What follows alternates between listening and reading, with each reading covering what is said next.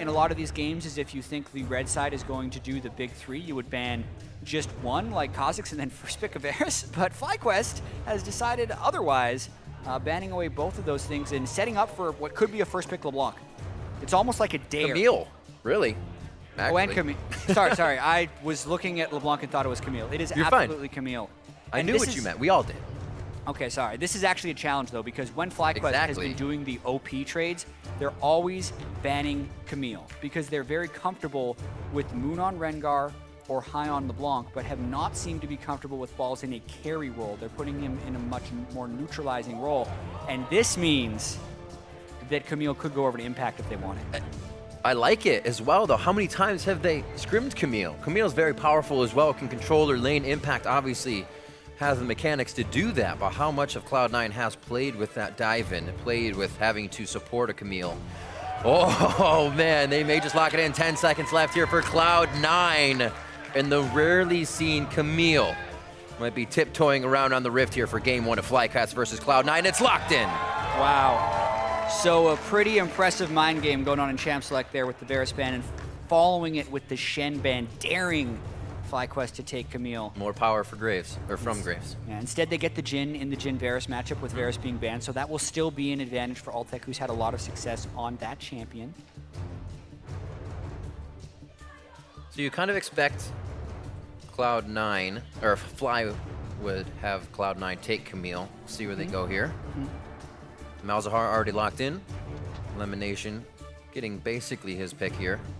And a sneaky Altec rather, so as we see the bot lane being focused a bit, and High is going to get his Jayce in the mid lane. Yeah, he's played a much more mid lane, even though other teams have been picking it in the top lane. The chance of it being flexed up top, but pretty unlikely.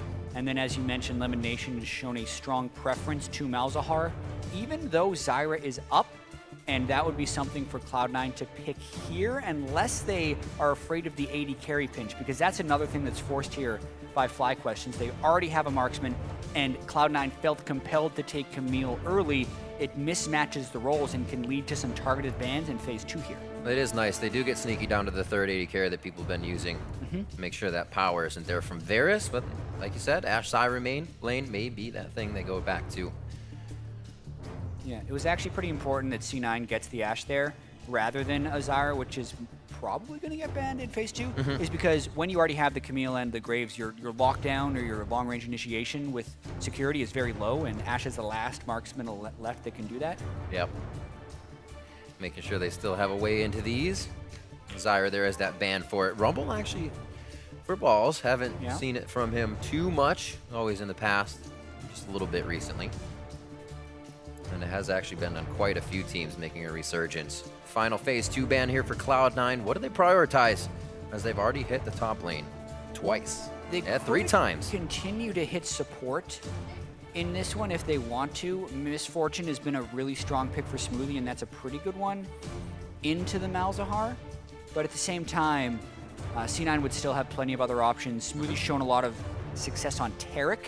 He was one of the first people to bring it in. That's a decent pick into Malzahar. So not a huge amount of value that can really be gained by this second ban by FlyQuest. They go with a mid lane ban. Syndra and Jensen, all right. Also seen a few of the Lulus, not so much from Smoothie, but against the Malzahar has been making an appearance. Sneaky now for the pick, 20 seconds left. Quite a bit of chatter coming from Smoothie here, as it may just be his support. Yeah, they are thinking about when do they want to be able to get their counter pick in, because they think that High is going mid lane on Jayce, but they don't know that for sure. And they're going to make sure they get the final counter pick in mid lane, and they're okay with the Taric Malzahar matchup anyway. It's something we've seen before, so they lock it in right here. Not Camille support. Yeah, not Camille. Poppy and the Toppy, that will be what Balls is playing this time. Lemonnation now most likely locking in what will be last pick jungle, and we've seen it from Moon. It's that Evelynn creeping around. Yeah, he's played a lot of this champion, and it makes sense in this team composition. They have physical damage from the mid and the top lane, so they want to get the magic damage in their team composition from the jungle and support position, and it can make it work. He's been somebody that goes to Elise before, or I'm sorry, not Elise is what I was going to say, to the Eve before he goes to the Elise, which we've been seeing much more of. Very interesting. Just loves that Evelynn play. Cassiopeia locked in for Jensen. And we're going to see Jayce versus Cass in the mid lane. High versus Jensen. Yeah, High versus Jensen. Can go Hex Drinker to try and deal with the Cassiopeia, but Jensen's Cassiopeia is really scary, especially since he's able to bring the exhaust, and one of Jayce's main ways of actually winning lanes is with the all-in combo. So Jensen's going to try and keep High pushed back for a lot of this one. I love the fact that we get to the Camille coming out from C9 on the red side without trading over a Varus or a Kha'Zix or any of those things. You really have to credit Cloud9 for being able to get that, but it's still all about how they play in game. Still have Taric on that side to be a bit tanky, but no real true tank coming out for their squad. Cloud9's gonna have to act fast, take control of this game, because FlyQuest won't give them an inch. Think Card and Reaper now removing themselves from the stage. They know this match is gonna be a good one, and the respect is given. A packed house here in the arena at NALCS, and we are about to jump into game for FlyQuest versus Cloud9, a long-awaited, and as you said, the beginning of the season put FlyQuest at possible relegation, and now they're fighting to tie first. Yeah, and we have been waiting all week for this matchup. We saw the teaser come out on Wednesday. I probably watched it about 15 times at my desk, and then the first series goes 3.5 hours, but finally, we're getting into game one. Let's make it happen. Hashtag C9 win, hashtag Fly win. As you can participate over on social media, as you participate with your eyes. We're gonna be into game FlyQuest versus Cloud9, game one. Starting off here, week 4. And they're out of the gates. Right on, and something that has been very effective, surprisingly, for FlyQuest has been Moon's early game, which wasn't expected coming into the season as a fairly criticized jungler. And even though Contractz has been lauded for a lot of his early season success, his XP, like his experience at 10 minutes, has been lowest of the starting junglers in the LCS. So even though he's been coming in and getting some good ganks off and having good team fighting phase, this is a potential place where Moon is going to look to make some things happen, and Contractz hasn't had the best success in the early game thus far. Seeing too many deep wards, not real vision for Fly, but C9 will be privy to that location of Moon once he approaches his blue buff, being a little more sneaky with the wards, making sure they put him on the camps here for the Eve to keep a track on his route. Minions has spawned. Yeah, the calm before the storm for sure. No one looking like they're doing any type of sneaky early game. FlyQuest is trying to take advantage of the Malzahar support, which gives some of the best early game level 1 damage for the jungler. He's going to spawn the Voidlings in there for him, but interestingly enough, they haven't moved over Altec. He's going to be staying with the lane because they're going to try and have their cake and eat it too here. Give Moon the good pull while still trying to hit level 2 first. Meanwhile, C9 with a pretty standard start where the top laner is who helps with the jungle. And as we begin the game, Pastry did catch up with Reaper after picks and bans to figure out how things went. Thank you very much. I did get a chance to chat to Reaper quickly and asked him about the Camille pick that they got. Obviously, they're very satisfied to get it versus Balls, and who they didn't think could play it. The one thing for them that gave it away was last week, FlyQuest did ban it away on blue side, so Reaper was fairly confident that they could get it in the second phase of the draft. In general, he thought the draft was very satisfactory, went really well for them, and he's drafted against ThinkHard a lot. It was actually their assistant coach last year during Worlds, so he was very confident and very satisfied with the draft. Back to you guys. It seems like they would be. Sneaky has his engage still after being kind of tucked down. 280 carries. Contract gets his grades. He can be aggressive. A little stop by Smoothie there. Sneaky takes a good amount of damage. Ooh. That long lane making it a bit scary for Balls, is losing that much health in the early game. Yeah, he's got the Corruption Potion, at least for now, so he can sustain up early. And they're expecting Contractz to start red side. If he hasn't visited top lane yet, he's not expecting him anytime soon. So able to be pushed up a little bit with a little bit of educated guessing. Gotta be careful about that level 3 Camille, though. Ooh. Actually not really trying to mitigate any of that damage either, walking straight to the end of that for impact each time. He's getting the best of it. Moon hovering towards that top, just grabbing a bit of control for himself, so the team can work from that top to bottom. We're gonna have to wonder what this Camille will provide for Cloud9, so I'm sure he may spend a little more time in that top lane.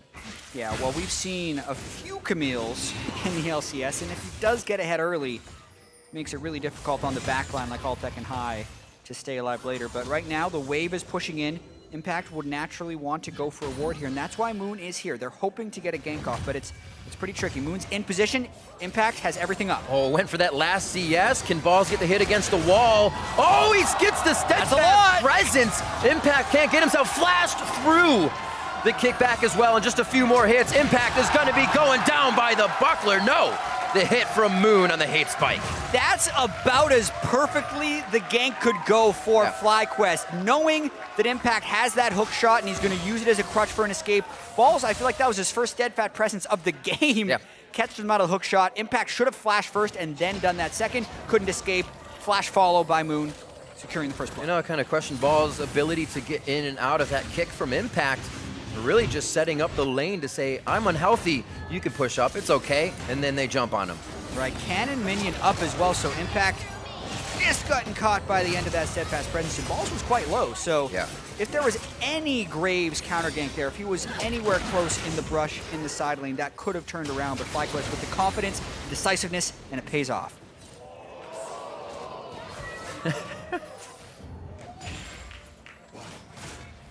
5 minutes in. Looks like the push here from Sneaky. Not too bad onto Altec. The wave is just transferring to the other side. Altec just had Sneaky in the team at their turret, so trading very even here. As the crowd supports their teams early in the game, they want to see the lead. A favor going towards them. And 1 kill over for Fly here. Will be some pressure into the jungle. Yeah, both teams, same amount of syllables in their names, so when they do competing chants, the let's go and that's good. The you don't clapping have to... is synced. But the team that you're rooting for is completely impossible to hear because they're talking over each other. I like it. So 45-34 here, actually. Seeing Jensen come out on top of this lane to start things off. Usually the Jayce is able to just kind of pressure that back caster wave and push you into the turret. Oh yeah. Ooh. This is tricky. Jensen is an incredibly accurate Cassiopeia, and especially since he's going to be able to go his first back to get a Tear of the Goddess and continue shoving in. It's going to be tricky for High to get the upper hand. Notice High actually already down flash. So when there was a lot of action going on earlier, that was pressure already applied. Jensen off to a spectacular start. What a minion wave Jensen has piled up here. They might be calling for a little bit of help from Moon. If it's not Contractz over the wall, they may not be able to get there in time. We will see. It would be such a risky gank. Jensen a little low on his mana pool as far as full combos, but that's almost too much for Moon to be able to take on at this stage in the game, and they're just going to let that wave crash. High going to pick up a little bit of CS. Maybe then, when they don't have a giant minion wave as well, they could try for something aggressive. Moon would still have to be pretty sneaky, though. Like welcome over NALCS 2 as we start off our FlyQuest C9 game. Only 6:47 in, have not missed too much. Besides a nice gank top onto Impact. And now the pressure is being delivered from Altec and Lemonnation in the bot lane. A little critter is giving Smoothie hell here. They can still get a little bit of sustain. But as soon as that wave starts to crash back at C9, much more damage is delivered by Fly. Yep, that's the charm of the Jhin Malzahar lane. Pre-6, if you land that Deadly Flourish, the Voidlings just beat someone to near death. And that's how Altec and Lemonnation have tried to keep Sneaky and Smoothie pushed in. Good timing by Contractz, hovering the top side as Impact is in that same position he was for First Blood when he got ganked. He knows he can stay up here, seeing Contractz go through the jungle. Goes down the ultimate. Uh-oh. Ball shouldn't have too much trouble here. Tactical sweep missing as well. No follow-up. May have been Contractz coming up once the wave pushed in, but they weren't able to apply enough damage. Yeah, and a pretty dangerous moment in time, actually. 4 balls is Poppy with Contractz being in the jungle, but FlyQuest looking to make a move elsewhere. Moon yet to be spotted. Jensen's like, all right, there's a party mid lane. Playing it easy. Lemonnation trying to cut him off. And a ward just below. Pretty much helping him out on the way up. Actually, no, never mind. That's Fly's ward, so I don't know what I'm talking about. So we'll see what Jensen can keep doing. Flash up, exhaust up, but we are seeing that Fly is trying to put pressure on him in the mid lane to relieve some for High. Yeah, and that's really what it is. It's a release valve for High to be able to keep his farm up and hopefully get to the Hex Drinker and Serrated Dirk that he's trying to build up towards. Lemonnation also has been doing his fair share of roaming. Gonna win the pink ward battle there. Voidlings OP. Get him! Too slow! Ah! The lifeguard's worst nightmare, minions. Little ones in the pool. 1-0, 9 minutes up on this game.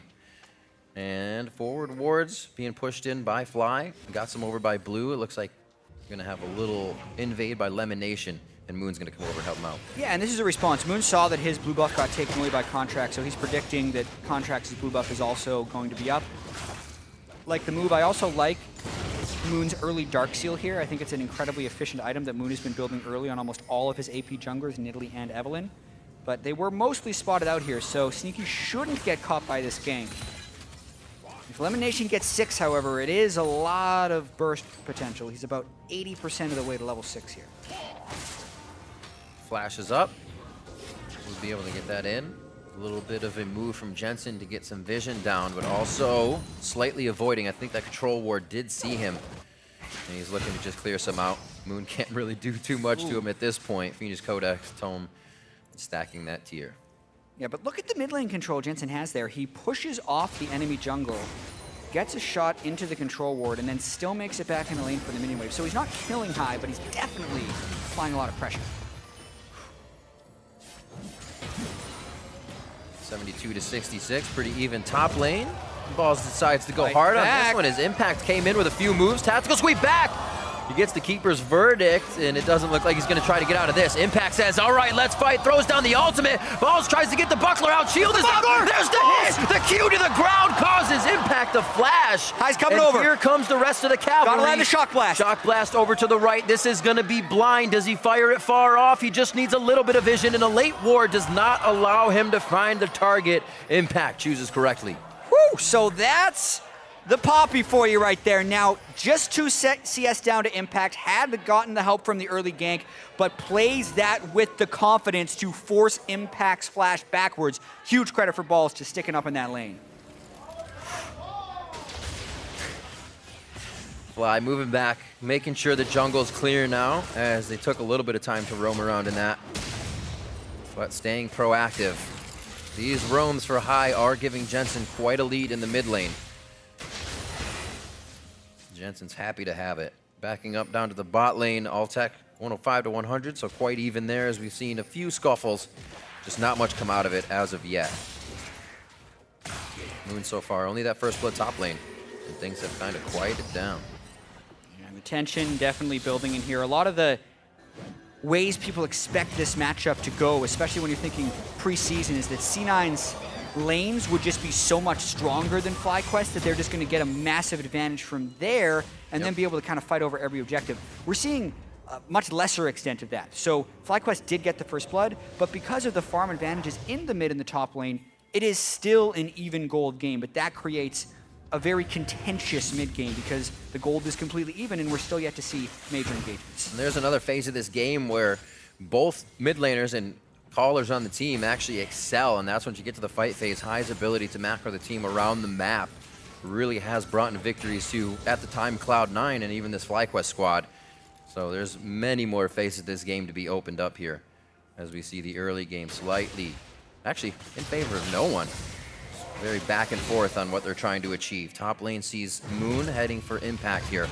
His flash and teleporter down, so if they get him to go down, that's a long walk back to top. Yeah, and this is actually setting up to be a counter gank right here because Contractz is going to walk straight through. Who will reveal first in this one? Can they get Impact to engage through a minion wave? Because that would be ideal. Moon doesn't want to reveal himself yet. If Contractz could catch him in a dive, that would be massive. I saw him with the plant. Yep.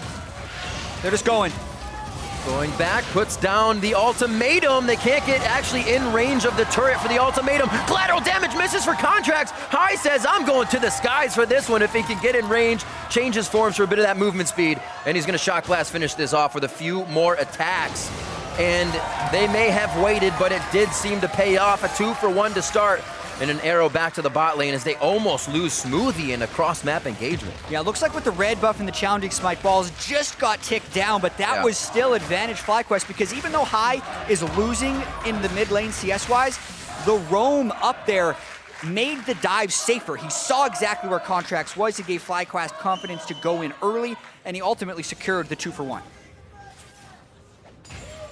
Just quick armor, looking for the Sunfire Cape right away so he can stay on top of Impact in these fights. Those TP actually to mid lane for Balls to start cleaning that up. He just used it, and we'll see this once again. Yeah, Poppy already stacking a bunch of armor, so Balls okay tanking his turret. Impact, though, able to just delay. And then here, Balls taking the damage from the red buff and the minions just finishing him off right there. Hit him up. Contractz had no way out after this one, so Moon just tries to farm the minion wave and lets High secure the kill. Right. At the same time, Bot was having a little back and forth. Ooh. Ranger's damage onto Altec makes him think twice about fighting. Sneaky feels comfortable taking that lane over a bit in CS, so they have found themselves a bit of a lead. Yeah, really great sidestep on the Deadly Flourish at the end of that too by Sneaky, so early Berserker's Greaves for that little bit of extra mobility paying off. Sidestepping those Deadly Flourishes makes a huge difference in the Jhin Malzahar matchup. Edge of Night finished up for High here. After all the trouble he was getting in one lane, he still finds something outside the lane, as Jensen has been pushing him in, bullies him for the last Raptor, gets his tendies, and he's out. Yeah, so the bot lane and mid lane pressure kind of pushes through to allow Contractz to pick up the first Infernal Drink. And what was not expected when Impact gets Camille, the first turret of the game, has gone to FlyQuest, and Balls in the top lane, so that will be the reason they have 1,000 gold lead. Also pushing up second tier here on the top side, may draw C9 a little wants to bit. dive. Good flash by Impact, actually dodges it out. Ultimatum goes down, but Balls can tank for quite some time, and they're gonna make it out alive on this one. They are just attacking the Camille. Oh, and then they also heavily delay recalls in the bottom side, and just that, they are heavily punishing the Camille. So Pastry Time got to talk to Reaper afterwards, and Reaper was very happy with getting Camille. But when you're looking at FlyQuest and they're throwing bans at Varus and Kha'Zix instead of the Camille and still not first picking it, that just means they have an answer. They have not necessarily had to show it yet because they've even banned Camille on blue side, and it's obviously a very risky thing to opt into, but early on here, Balls has been able to go straight toe-to-toe with Impact. Moon has been able to sneak up there and tilt the advantage in his favor over and over again, and now we have an 0-3 Impact on what many consider the most OP champion in the game right now, so real credit to FlyQuest. And what's kind of that effect now? What are his chances of still providing what the team needs under these circumstances for Impact? And you actually think it's fairly low. Camille is one of those champions who, as a diver, needs to be able to go in with a relatively squishy build and just kill the other guy before he gets killed back. And when you're 0-3, that just becomes much, much harder to do. Options falling off here for Cloud9. Jensen still doing very well in mid, so they can get behind him for what could be some of these counter engages, or a nice arrow to zero somebody out. With the Edge of Nights coming out, those chances may even get smaller. Just some ward clearing, pushing up the vision here. As Cloud9 knows they may have people coming in behind them with the placement of the wards from Fly. Double teleport composition, we haven't really seen it being used yet. Yeah, definitely not. High potentially taking that teleport just to keep the mid lane turret up in the early game. And now we're into that 1-3-1 usage of the double teleport, and it gets more effective when they have the split pusher of C9 in the hole so much, like Impact, as the 0-3 yet to build up major items. So C9 pushing the two side waves, setting up shop mid, 1-3-1. Interesting. Impact kind of just roaming around that mid lane. Oh, Lemonnation found out. Oh, instantly dropped. We talked about somebody getting zeroed out from Jensen, and Lemonnation finds out what that is all about. Woo. Looks like they will slow down though. Impact to clear top. That gotta feel good. Scary Jensen right there. The unassisted kill in the river. Also had the QSS.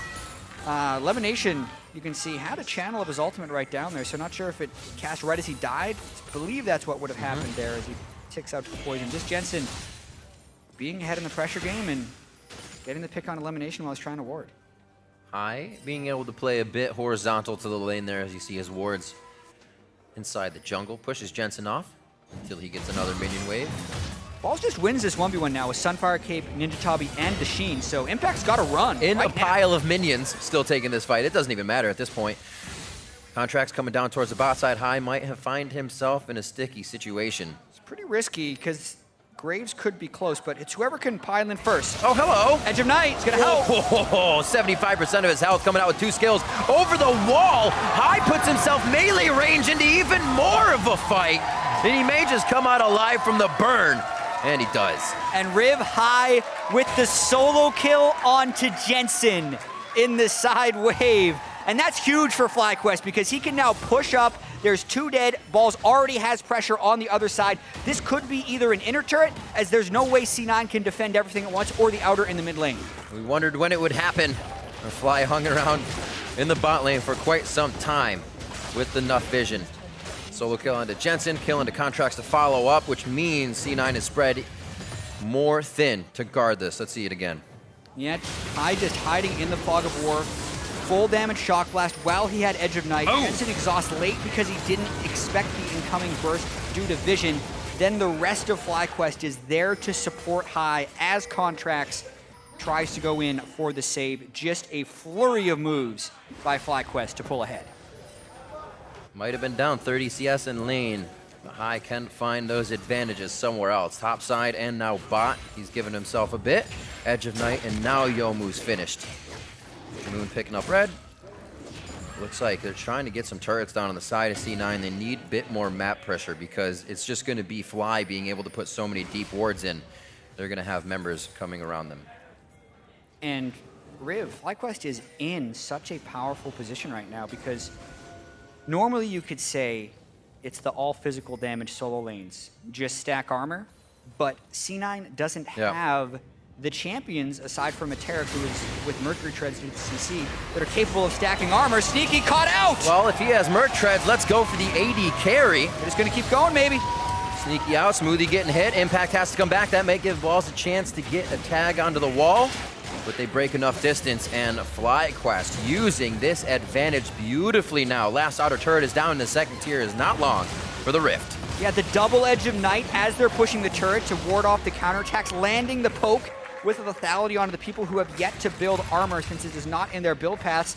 Conveniently, the Infernal Drake spawns now as well. FlyQuest taking a ton of control. And they almost can't fight back from the side of Cloud9 as much as Impact wanted this Camille in the top lane. I feel like FlyQuest said, that's what we want too, and then we're gonna focus it so it can do nothing. This is such an early performance from FlyQuest in this best of 3 series because this is a Cloud9 team who, while they have dropped 3 games throughout the regular season, have yet to drop a series, but down 6,000 gold, 21 minutes in. Advantages in the top lane for FlyQuest into that Camille, and Moon on the Evelynn, which no one else is picking in the NALCS. 9 stacks on his Dark Seal and fully completed Gunblade. They're going to look to take over this map in the same way they got the first advantage. And I feel like that's such a benefit when you speak about Moon. You have these guys that can pull out champions that a team doesn't, want to waste the band on. Is it a waste anymore? You take away his Evelynn? It might be, because then you get Kha'Zix, you get that Rengar if it's not on the ban list. So having those champions, especially with the way that Fly can flex, has done so much in Champion Select.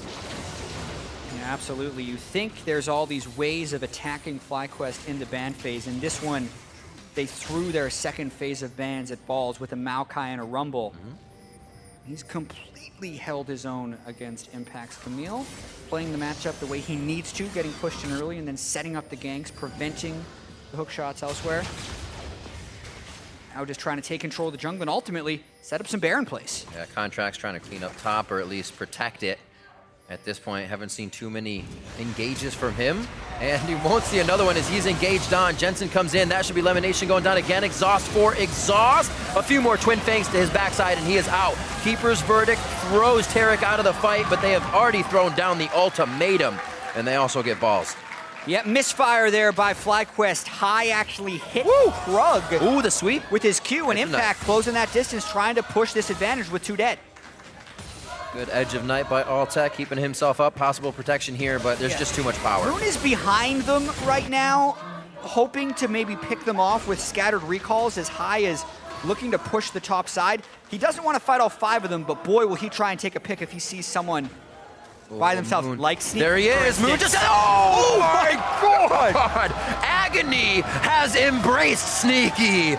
And Moon comes up huge with a flash attack. This completely has Cloud9 call the audible as they scatter to figure out what happened, and Hai can just sneak his way out. That's the first of the Gunblade build with Runic Echoes on Evelynn. Moon knowing exactly what he is capable of, hiding behind the entire C9 team, and then killing Sneaky before Sneaky can even react. That's pretty sneaky. Oh my goodness, that makes up for FlyQuest's mistake. And he got it too.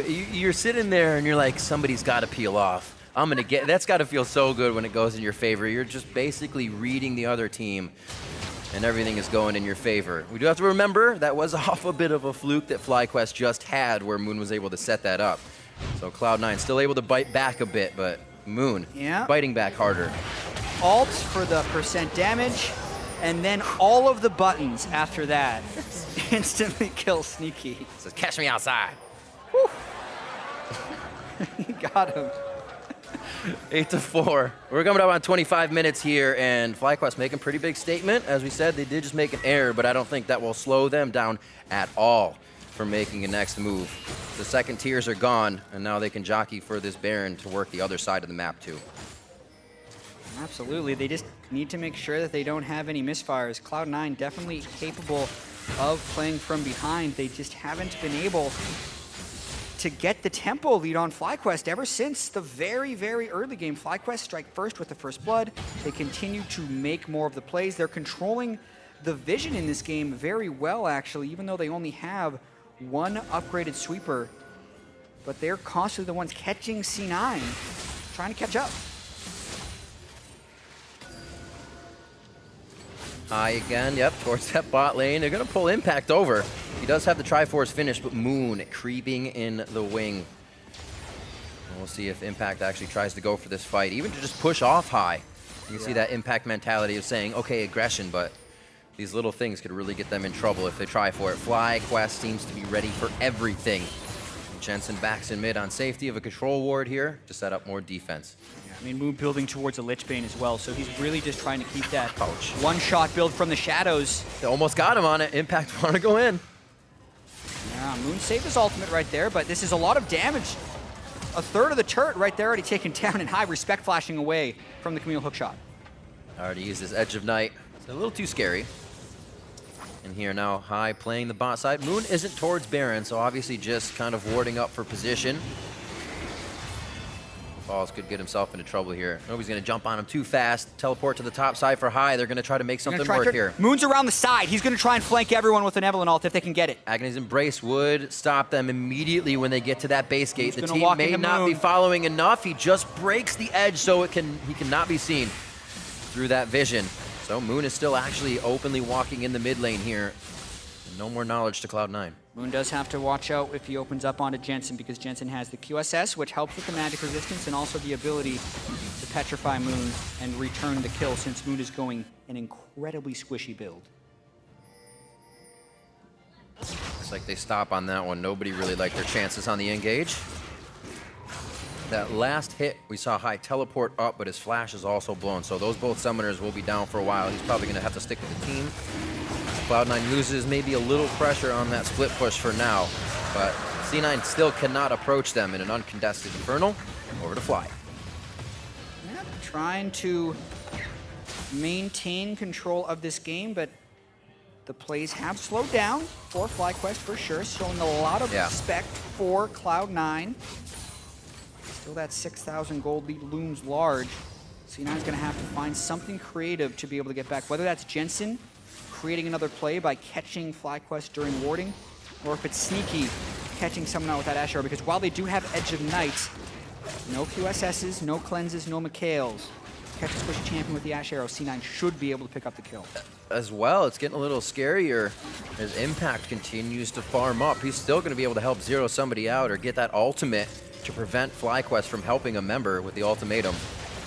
Keeping them locked down. So we've yet to see really Impact do just that on this game. He's been farming away in the side lanes. Let's have his Tiamat in that Triforce. He's almost to his next core items.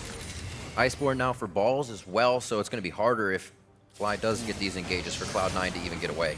Yeah, I mean, Balls is at a point where he can still dual Impact quite easily, which is really hampering C9's abilities in this game, because ideally on the Camille, you're winning the 1v1s, you escape the 1v2s, and you can rotate faster to execute the squishies, but that's just not working. C9 going hard though. Whoa, on the high. They said they wanted to try and get something here. High, and the end of the ultimatum is gonna go down. Moon takes down Sneaky on the backside though, so Cloud9 scatters, and this is where Fly flourishes. Smoothie gets hit, that's the last hit as the curtain is called. Contractz is a focus, but Jensen could go down first, and that's the pressure they want away. Impact very low, one more hit from Balls, but it's not a follow-up damage. Blast Cone saves Jensen, he's able to fire over the wall. Now Altec, one last Fang, dies to the poison first. And what a scattered skirmish, 3 for 3 so far with just about. They want more. It's gonna keep going. 1,000 HP. Impact looking for the passive shield as it just comes up.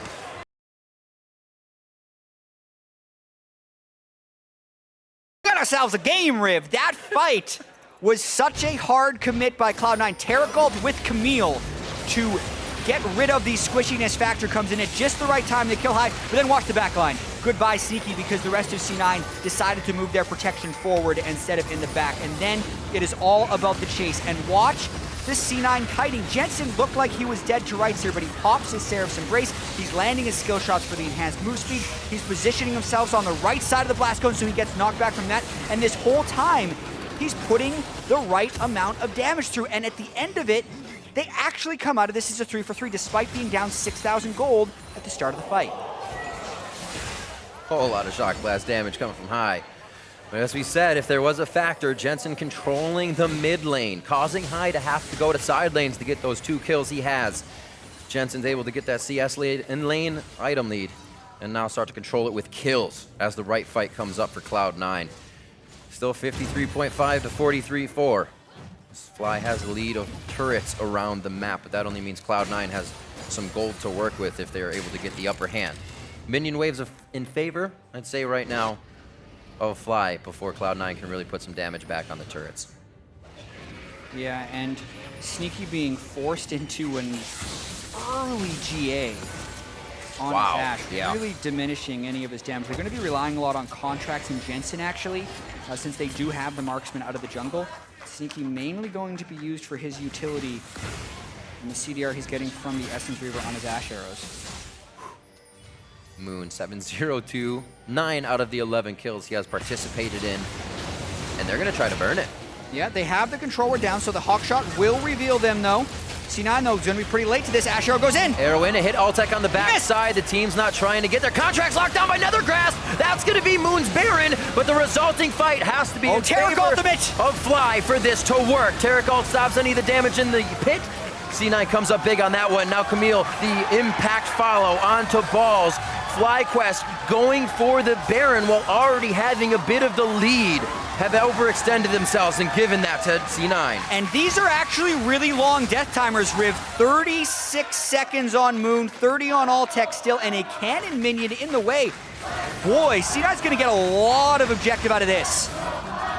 We've seen a lot of those calls from FlyQuest be the right one. But as we said, as they said, we're C9 as much as we aren't C9. And obviously Jensen knew they were making that call, 12 to 11. Cloud9 comes up with inhibitor and smart calls to pressure the Baron. A few more seconds and they may have been able to end there if they would have decided to go for it. But watching this again, very risky haul by FlyQuest, and they burned so much preventing the steal, but a Taric ultimate in the Baron pit, oh my goodness. Moon lands his ultimate, but it does nothing into the invulnerability. FlyQuest can't fight back until it's too late. Impact had been able to jump over onto the FlyQuest people who really wanted the kill and then get some revenge, slowly whittling down Balls' Poppy and getting the double kill. Well, Impact getting himself back in this game for being smushed in lane, doing the most damage in that team fight. He got unleashed on the back line. There was no one to really keep him in check, and if C9 is going to continue to be able to rely on Smoothie for that Taric ultimate and give Impact that free time to really just unleash his damage, not to mention Jensen, who has been stellar this entire game, aside from that one weird brush play where High caught him out in the side lanes. C9 on their way back here, closing that, what was 6,000 gold lead to 2,000, but FlyQuest is not one to wait around. Curtain call, Sneaky gets hit. Taric ult. Should be all right. Whoa, Impact's in. Bastion and the Taric ult is on.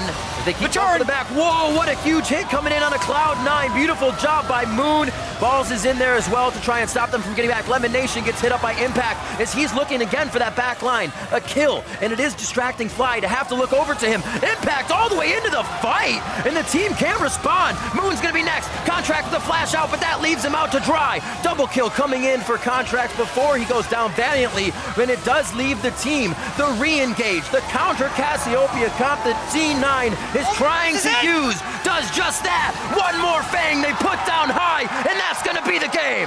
It could, yeah, they're only 2,000 gold down, but they have supers in the mid lane already, Riv. What a comeback by C9 right there, clutching another team fight. And you're right, C9's gonna take this 1-0. Absolutely striking for C9 to come back, knowing they were down, knowing they had to pull the trigger. Game 1, only 34 minutes in. Lemonnation getting out to do what he can. They got the minions to get the kill. They also have the time to get another one onto Lemon. And they're gonna take their time taking down this Nexus. Both teams are gonna take their break as Cloud9 comes up with a win in Game 1. And with all the hype coming into this series, Riv, that game definitely delivered. You saw on the player cams there, High trying to shake this one off because it is rare you see a High-led team, and specifically FlyQuest this year, jump out to such a big lead, but then not be able to close. So huge credit to C9 for being able to fight back, team fight after team fight in that game, take down High, and take a 1-0 lead in the series. 6-1-8, Jensen. Flame Horizon in the mid lane on High by 20 CS. We did see him moving around. Fantastic. I should say by 80 CS after that, but yeah, I mean, still fantastic. Huge CS lead the whole game, and really, FlyQuest never quite got onto Jensen. They were killing Sneaky a lot, but they were never able to get onto Jensen, and eventually Sneaky got that GA at the end of the game. I want to see the damage graph in that game as well, because I feel like it'll have a few surprises in there. Moon, with the 7-0 start, couldn't quite make it into those final team fights. The Taric came up so huge in their ability to actually clutch out those team fights and fully dive in at the end of the game. It worked well, because you don't expect Taric to be that kind of, I'm denying this assassination. It takes a little, and then it pops. But with that, there weren't many quick assassinations unless Moon had one target. So those targets live, then High is already to the skies. He's meleeed in the fight. Moon's in there, Poppy's in there, and the back line is saying, wow, well, mid-game did not go how we wanted it. Great first game. We're going now to throw it over to the Freak and the Analyst to break down that comeback win for Cloud9. Thank you very much. We are here to break down the awesomeness that just occurred. That was a pretty compelling game, absolutely. Azael, welcome here to the Analyst desk. Hey, bud. Of course, yeah. You guys are, of course, of comparable skills. So let's talk about the fact that it's an earlier joke. You won't get it. It's an insult. It's okay.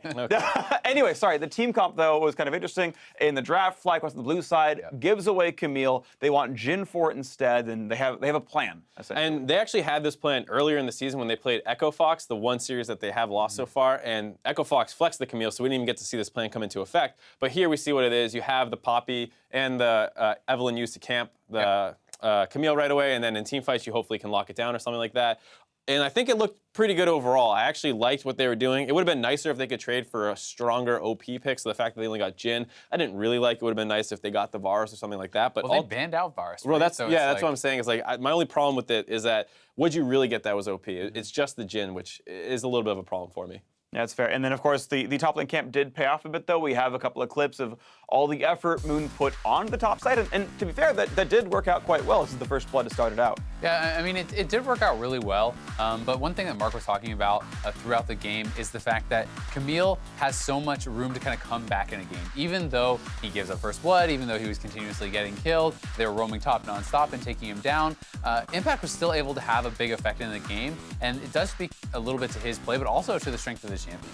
Right, and I mean, Balls, to his credit, also played the 1v1 fairly well throughout the entire game. This dive, a little misplayed by C9 in my opinion. You really, they are getting pressured in two lanes, but you have to cover one of the two, and just farming the Krugs nearby is not good enough. And then they continually punish Impact once he's behind. And Impact honestly didn't look super comfortable on the champion, so the ultimate actually gives you a little kind of window of vulnerability where you can actually immune abilities. So a very telegraphed ability like the Poppy stun against the wall, an experienced Camille player should be able to ultimate that and not only avoid the stun, but like avoid the entire ability, too, right? So something like that makes a huge difference in dives like that. And Impact did look a bit uncomfortable, even avoiding the first blood. He probably should have flashed before he tried to use his E to fly out of there to make it more difficult for Balls to actually block that. Balls would have then had to really quickly flash and heroic presence to stop it. So there's things that you can see. Impact's not fully comfortable with the champion, and obviously FlyQuest had a plan around this, but long run it didn't pay off. And it wasn't just obviously Balls and Moon playing well. High as well made a lot of roams early. He made the first roam down to the bot side as well as the top side to get the kill, and then push down the first turret of the game. And so even though Jensen was winning laning phase, High was doing high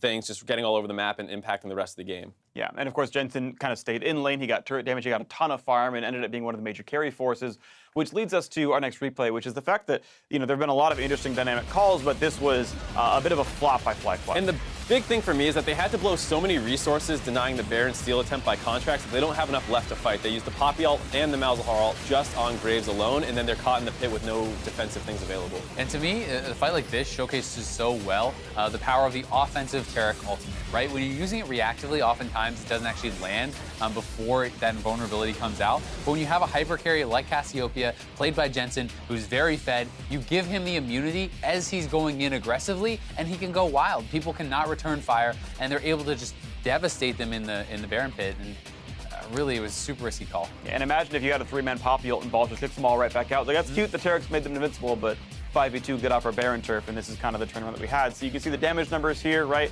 Plenty coming out from Moon, of course, High doing a ton as well, but no surprise, the biggest damage source from C9 was Jensen himself on that Cassiopeia. And I'd say overall this game played out totally to the hype that we were giving to this series. We see a crazy draft come in from FlyQuest. They executed extremely well. They're doing crazy different things, but then we see C9 is an extremely stable team. They take them on the jaw and they keep coming. Even though they lost a number of fights, they continue to look aggressively. We saw Impact, despite being shut down, going in first with Camille, and like you said, the offensive Taric ult's keeping him alive so he can go as deep as he needs to. So both teams played up to what we expected them to do. Yeah, they definitely did. And even though that it's easy to point at the Baron and be like, oh God, why did you do that? That's why you lost. FlyQuest does a lot of this stuff in their wins, and they're something like 11-3 match score. So it works for them a lot of the time. You can get bitten by the best teams when they have properly prepared for you. They're expecting it. They're reacting very quickly. You know, they have good vision, things like this. So it's harder to get away with these risky plays against the best teams. Had that paid off there, that likely would have been kind of the straw that broke the camel's back, allowing them to snowball this game to a victory. It backfires, they lose off it, but that's kind of the risky game you play when you play FlyQuest style. Yeah, I mean, these guys are certainly happy to take risks. This one didn't pay off, but, you know, flip the coin came up tails. Unlucky there. Want to move us forward to our player of the game. Jensen, no surprise, I think, for us, but did want to pull up the graphic and give him the props as he was, you know, the player who was finally the carry in the fights, and he got some very massive multi-man ultis and just, you know, highest damage of the team. I think it's kind of apparent why it's him. Right, he had the most control in any of the lanes early on. He obviously had the CS lead over High, and then in the team fights, there were a number of times where he kited out and barely stayed alive over the course of the fight and stopped it from being a total whitewash on the side of FlyQuest. Yeah, especially when so many of the fights started with Sneaky dying into Moon. Oh, Moon was brutal that game. So much of the damage requirement is from him, and it was kind of hilarious seeing Sneaky build the GA third, which I think was actually pretty smart given how things were going. You know, Ma was not going to save him. He was getting overkilled by so much. So, you know, a lot of the onus was on Jensen to be able to get the damage done and to carry the team fights, and he was equal to the task. Looked great. Yeah, and you can see why having mixed damage, we talked about it earlier on the analyst desk, mixed damage is really important so that the armor stacking one can still get out of the mid laner. Honorable mention to Smoothie, the ultis were good, but, you know, obviously Jensen was a bit more important. So now we're going to see if FlyQuest can even up the score against Cloud9 when we return. So don't go anywhere. Bye, Ju.